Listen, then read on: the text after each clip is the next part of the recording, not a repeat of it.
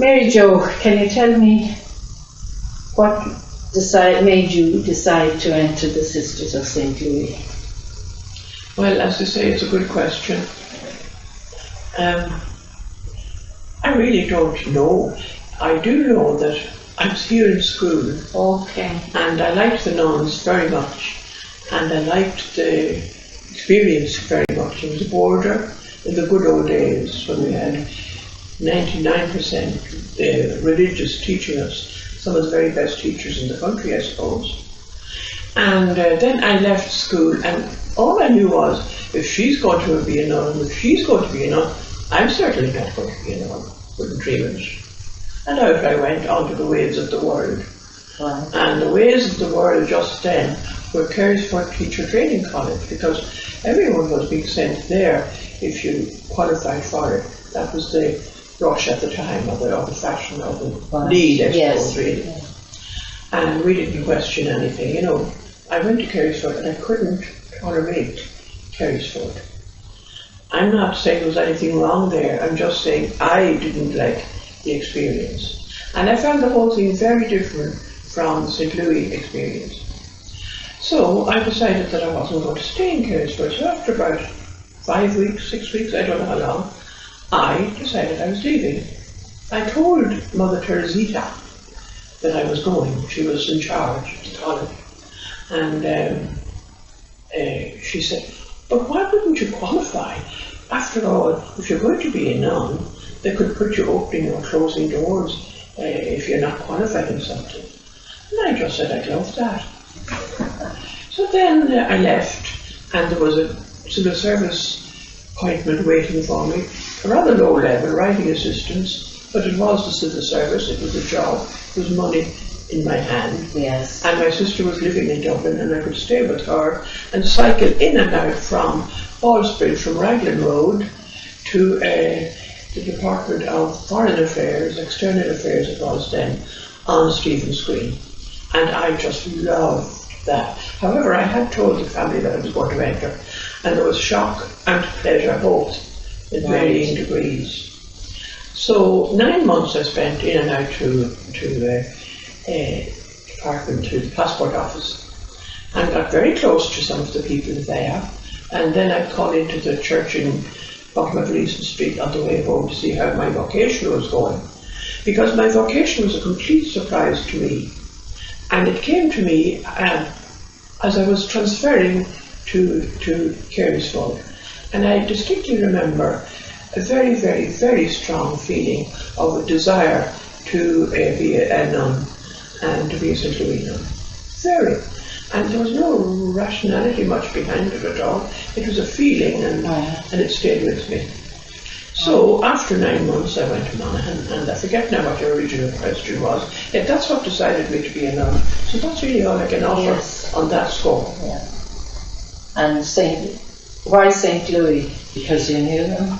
I knew them. I did not really know any other congregation except the experience I had of Carysford, which I didn't like, actually. I remember it was very, very over-organised, and choir and had to be excellent. And I hadn't experienced that here in Carrick, but things were very, very good. Yes. So I went ahead then. I went to Monaghan the following October, and I loved the fulfilment that I was experiencing there as a nun. I had arrived. I'm not trying to explain anything. That was the experience, and that's how it was. So then I entered into the novitiate training, which I enjoyed, and we didn't have much reading to do or anything like that, but it was thorough and very just. I found Mother Dominica very, very just. She was a hard enough woman, but as just as they're made. Yes. And that suited me very well.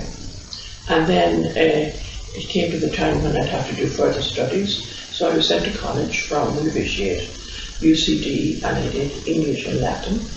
And there's where I began to meet characters from around the country of St. Louis. Right. Yeah, like Gabriel Mary and Evelyn Connolly and people like that. And we all herded together in what's now #1 Grosvenor Road, I think. Well, it was anyway. Yeah, it's one Charleville Road now because the entrance is on the side, the entrance of St. Genevieve. It was our studies house and Sister Albert in charge. Right. And the life was quite concentrated, like you walked or you bussed to college, and you walked or you bussed home, depending on whether you had enough money, there was enough money left to see you to the end of term, when you got a refill for more walking or more bussing. And then it was quite constricted, because then after we had an exemption from office, as far as I remember, because we were studying. So after supper we'd move into the studying mode, and we were all in one study, each with a small study desk, and Gabriel and Mary would entertain us. I remember one particular Shrove Tuesday when there was no college and we were studying all day, and Gabriel decided we needed a bit of diversion, and she often provided the diversion, whether on the landing upstairs before we got into bed at night or down in the study hall if there was an opportunity. So she thought there was an opportunity on this Shrove Tuesday. So she went round in the mode of a guardian angel, Gabriel, archangel, definitely, arch. And she gave a word of advice to each one of us behind us, whispering the wisdom into our ears. And the one I remember is Una, Lord of Mercy on her, Una Lafferty. Yeah. And she never lifted her eyes off the page. She wouldn't be part of this play at all. And the advice Gabriel gave her was, don't waste time, Una. So that gave us all a good laugh. And at night she'd come out on the landing, we'd all come out on the landing upstairs from our various bedrooms, and she'd say she could move one ear without touching it and not move the other. So this was a display that we had, a nightly display, instead probably of our night prayers. And then we'd hear a certain door creaking, and we'd all vanish back into our bedrooms, and all was well again. And then I invented an imaginary sister, a blood sister of my own. Now I had 3 sisters, and there was nothing in the world wrong with them, but I needed this sister to be a bit different, and I called her Nula Nora, and she became very well known, and in some cases better liked than Mary Jo. Okay. But Nula Nora was a very popular member, sort of co-opted member of St. Louis for a good while. In fact, Betty, what do you call her? Dalton? No, in Dublin, told me that was really what the Brontes did when they were so locked in. Yeah. Betty Foley was Betty Foley, yeah. So locked in that they had to find in their imagination what they couldn't have in reality. Yes. So I found Eleonora. Right. Oh, she ended up in Russia. She taught English to Gorbachev's wife, Raisa. Wow. Yeah, and that was, I think she went straight into oblivion after that. So then, after your training then, where did you go? After my training, we did HDiP then. Yeah. I did English and Latin and HDiP, preparing me for teaching. And enjoyed all of it wonderfully. And the next thing, Dorothy McMahon, Sister Mary Ambrose, arrived into my classroom in Rathmines High School and said, Sister Louis, Mother General wants to see you in the cozy corner. And that was Mother Columbans, of course. And I said, Dorothy, I knew what you said. It's about. And she said, I don't know. So I went over to the cozy corner and was told I was going to Africa, and that it was in her mind for some time, but now it had cemented and I was going to Africa the following August. And I was delighted because I could see a lot of sense in that, but I wouldn't have seen any sense in going to America. Yes. So off I went to Nigeria, went by boat, 12 days on the boat, marvellous holiday, marvellous. And you were seasick? We all were, as you go through the Bay of Biscay. Oh, it was half of the course. up and down, and like this as well. So that was a recipe for being seasick. We were all seasick. We got over it quite quickly. Then we went ashore, I remember, on Las Palmas, one day, one trip. It was a 12-day trip, and we did it all the time. For about, I would have done at least 3 trips over and back before we began to fly. And I imagine you were bringing lots of luggage in the form of tea chests. You must be joking. Lots of luggage is a very nice way of putting it. We had Leonie with us, so you can take it that there was lots of luggage. Because she had come home on holidays, had traversed the whole of Ireland, collecting this, that, and the other, mostly the other.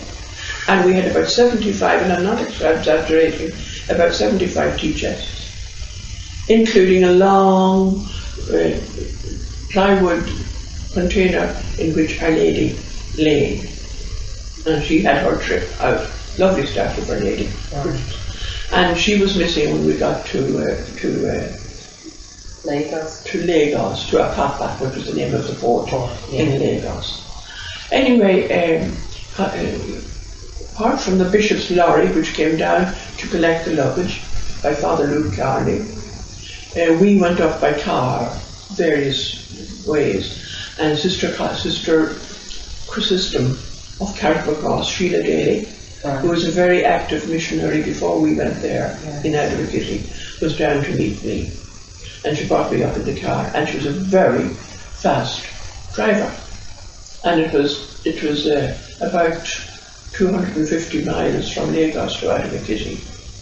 And were the roads good at that time? No, not good. They weren't what they are now at all. And talking about the roads, I found her going very fast, and I became a little bit nervous. And I thought it would be a pity if I survived 12 days on the high seas, only to give up my life at the very end. So I said, how will I get her to slow down? And I said, it's very hilly, isn't it? And she said, yes, it's undulating. And I never forgot this word. So it's undulating, is it? And anytime I ever hear it, which is not very often, I'm back there on that road to Abergilly, you know. But we arrived safely, and I was, shall I say, I went out in order to be in charge of our teacher training college, grade 2, which was step above grade 3, in Abergilly, Mary Immaculate Teacher Training College. And we had probably the entrance exam was over, and the new students, the first students, were ready to come in, and I was ready to take charge of them. Or was I? I mean, teacher training was kind of, well, my only experience of it was Carysford, and I didn't learn anything much there.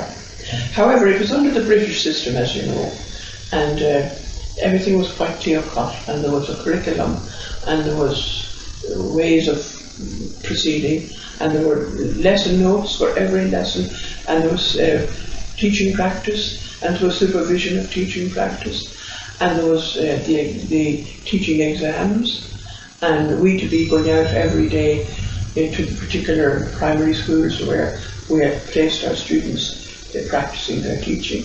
It was quite absorbing and challenging and very refreshing, you know. Right. Did you find the heat a problem? I didn't really. I was in Adorakitty. Yes. And there are rocks and hills there, and it cooled the thing down, and it was southwest Nigeria, so it wasn't the north where everyone talks about the dry heat. Yes.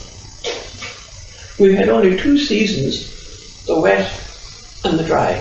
Yes. And Father Martin Kenny, SMA from Castlebar direction, great friend of Mother Augustine, he would say to us, you can start making your mud blocks tomorrow.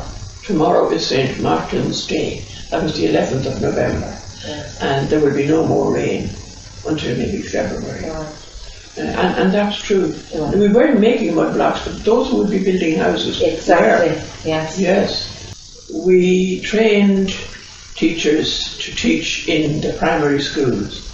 Now, it was very steep work because they weren't the brightest of the students. The brightest of the students went on straight into secondary school, which could have been Ondo, our school in Ondo, or our school in Oo, or wherever. And then they would go on from there to wherever they wanted to go. So we had those who did not go on to secondary school. They were less academic. Right. And I nearly died when I heard that, because I wanted the other kind, of course. You start off like that. But I have the greatest regard for those women. They were lovely, lovely women. When I say women, we weren't old or anything like that. They were not good academically. So that put a heavy workload on us. And it was a lesson for me, and I hope it was good for them, because we got on very well together. And I would consider that they were the parents, the mothers of a whole new generation of well brought up.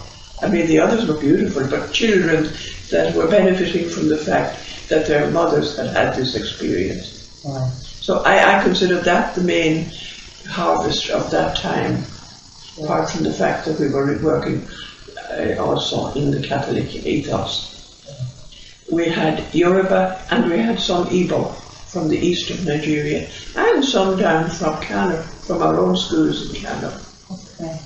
So that being said, then we had a wonderful time, but hard work, but great success in the classroom, because they were able to catch on to the art of teaching, and we had to teach out of books that we never saw in our lives before. But the British Council and the British system had a very good thing going, and the prescribed books, for example, Principles and Practice of Education. That was a wonderful book. It had all they needed to know in it. So they got into it, and then I would consider that and I became friends with a lot of those who still would be in touch with me. And they brought up a whole new generation of Nigerian people. Then it came to the time when we had enough of those primary school teachers in the diocese, and of course we were greatly based in the diocese, diocesan based. Yeah. Like I remember saying to Evelyn Connolly when I came home, we'd be very diocese minded. Would you, she said. Oh, she said, send me anywhere in the Diocese of Clogher, just so long as it's the Diocese of Clogher. She was applying it to home here and didn't fit at all, but anyway. Then 13 years of that, and there were evidently enough women teachers for now, so that training college emptied and merged with the men's training college in Akure, and we were left with empty buildings. That was part of the planning. We were all in it. And so what did we do? We opened a new secondary school in those same buildings, which was, I think it was St. Louis Secondary. I don't think it was Mary Immaculate, but that was lovely. And I remember Sister Mildred rejoicing in the fact, and she of course produced lovely singing from both, but she said they'd be like little angels, she said. So of course we lived to discover that we were all a mixture of angelic and rascally, but it was lovely. It was a lovely experience, the secondary school, and I was there for 4 years. Now I forgot to say that we produced musicals in the course of all of that, and there wouldn't be advanced musicals, but they were advanced for them, and beautiful costumes and excellent acting, because there was one thing they were very good at, and that was acting. So we had great satisfaction in opening up those channels for them, you know. And I remember once there was a festival of the arts, and there were prescribed songs. One was Rolling Down to Rio. I think it was 3 or 4 part, I don't know. But Mildred, of course, was the choir mistress, no better woman, and she got malaria, and who was going to go with the choir to Akure and conduct them. Labouré wouldn't do it, even though she was well qualified in music, so Sister Louis had to do it. So over I went to Akure and conducted Rolling Down to Rio and all the others with the baton and the lectern, whatever you call the stand, the music stand, and everything went swimmingly, and we came home with the cup. Very good. Well, I mean, if they had gone wrong, I don't know what I would have done, but they wouldn't go wrong because they were so practiced, you know. So anyway, these were the things that cropped up that you were ready for or you weren't ready for, and better be ready, it's simpler in the long run. So then after that we opened the secondary school, and I stayed there for 4 years, and it was lovely, lovely 4 years. But the course was a 5-year course, so I didn't see any class out of the school, because I was transferred by Sister Patricia Maloney to Ghana. Sister Aquin, Sister Pisa Curley and I flew over to Ghana on the same plane, she to be in charge in Massey and I to be in charge in Kumasi's secondary school community. There were 2 communities there. And I had 5 very happy years in Ghana. Took quite a different experience. Yeah. Not the same huge effort. And they didn't actually study, weren't as gospel greedy as the people in Nigeria. They didn't study as hard. But as one of them said herself, they were more cultured. But this was her comment.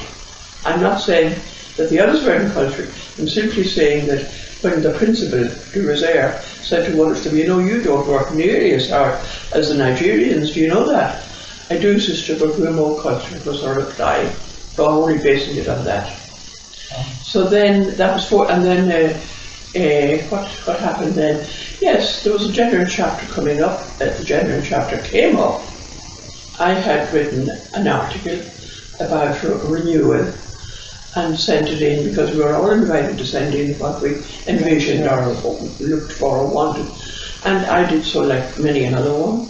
And then I had to come home for a hysterectomy. And now here I am recovering in Monaghan from the hysterectomy, when I get a phone call to say that the general chapter in Kilkeel has been suspended in order to contact me. Columkill phoned to ask me would I take a place on the, not indeed to ask me, to tell me that I'd been elected to the General Council and I to be recovering from the hysterectomy. So I remember being driven up to Kilkeel, being filled in with the data, necessary data by the facilitators, and I was the next 5 years on the council in number 5 Grosvenor Road. And ongoing information was a big thing at the time, and I was involved very much in that. We began to read books together and talk about them, or that was something of the aim. And then after that I went on a sabbatical to California, and then I learned, I did a lot on spirituality with the Jesuits in the leadership course that was run there, that Kathleen O'Sullivan had done earlier on and recommended very highly. And it was a very good course. There was a big number on it. It was okay. And I learned a lot about spiritual formation and spiritual direction and prayer direction, and I did a special course in retreat direction. And then I came back. Therese brought me back home for an interview to teach religion all day, every day in Beach Hill College in Monaghan. So I found it a little bit of a contrast to what I had been living in. And I was 2 years there. The first year was pretty tough because it was getting used to the scene. Second year I loved it, and I got on very well with the rest of the staff. I was the only sister on the staff, and it was really getting places. And so were they. Got very interested in what I was doing in the religion course, with Father Munster as my head of department and me to be the department of religion. And then I got a visit one evening. I lived in a small sister's house in St. McCarthy's. Okay. With Conlan Stan and Francis Fall and Moya Cannon and Amy Long, Lord of Mercy and her. And one fine evening, Claire Maguire, Dr. Mercy and her too, called to say that Therese wanted me to go as superior, as we called them then, to St. Louis at Mines. I thought it was a great pity, but I went. And there I was for 6 years, and I would say they were stressful, quite stressful.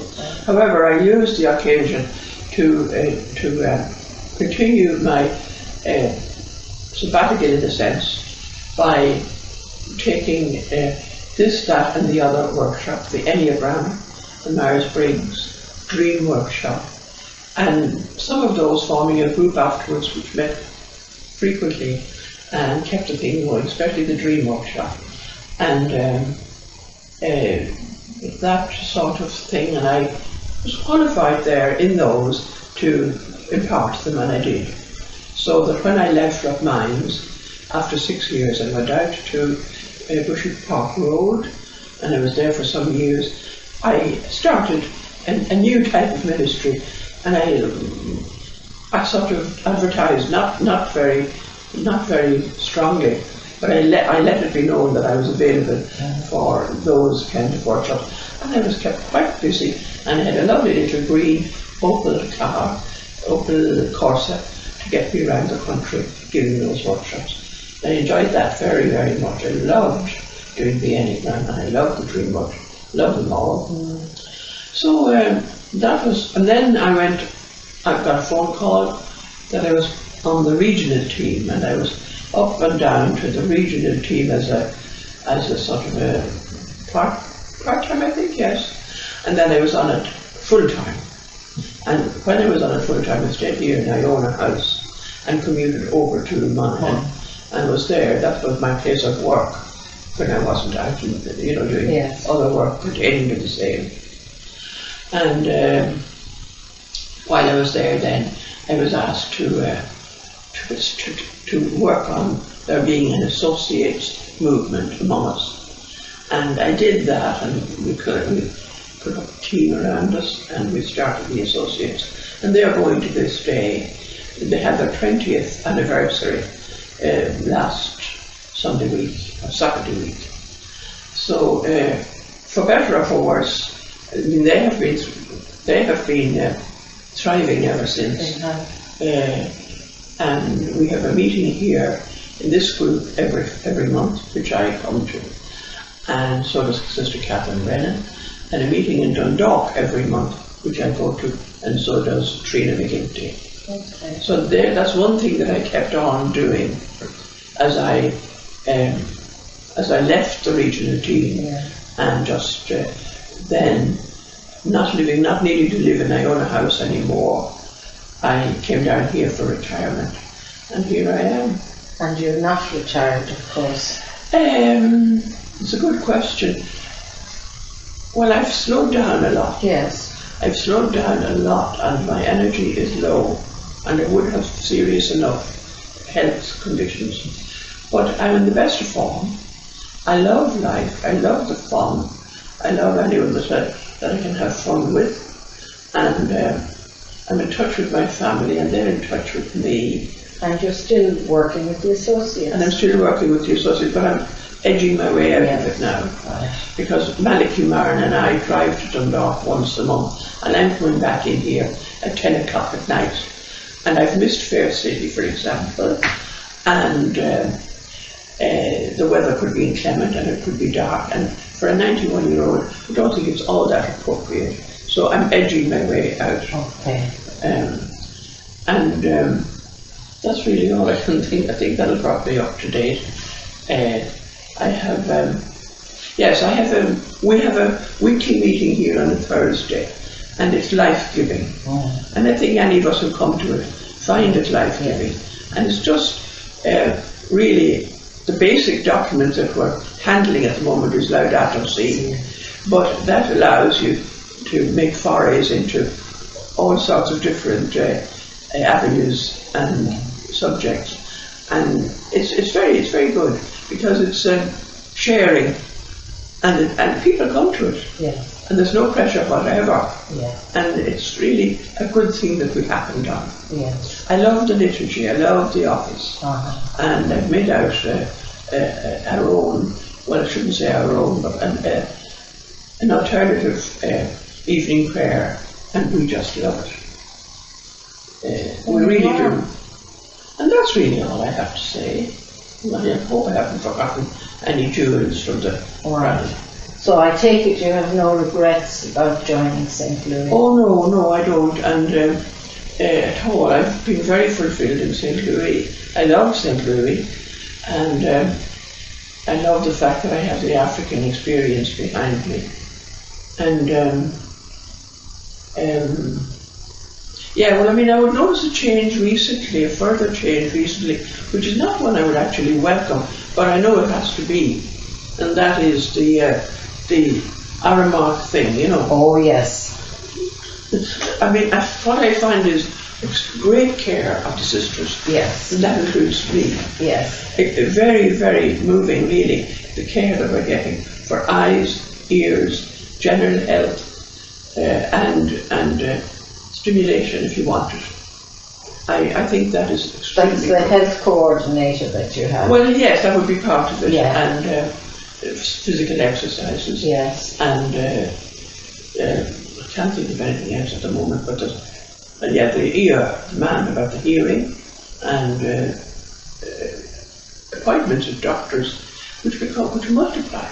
Oh. And somebody now, I drove all my life, but somebody now has to drive me, and sometimes, you know, it's very demanding on people. And I find the kindness, the generosity, quite extraordinary now, really. It's the kind of thing you read about as being Christian, and then you see it in action. And that's no small thing. And but I do find a change which I suppose could be saddening, in that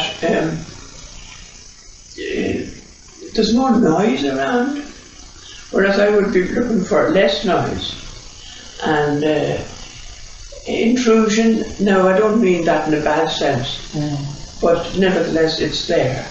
The boundary, I suppose, between, well, if you like to call it the cloister, yes, and the rest of the world is very, very porous, very, and even, you know, things which I would expect we'd have among ourselves, there might be others, a part of the audience, you know, and that sort of thing. We mix with the associates very well. For example, we're having on the 16th, the 16th of May, sorry, or thereabouts, the 19th, we're having Maura Clark in here to tell us and the associates together about Ethiopia. Oh, great.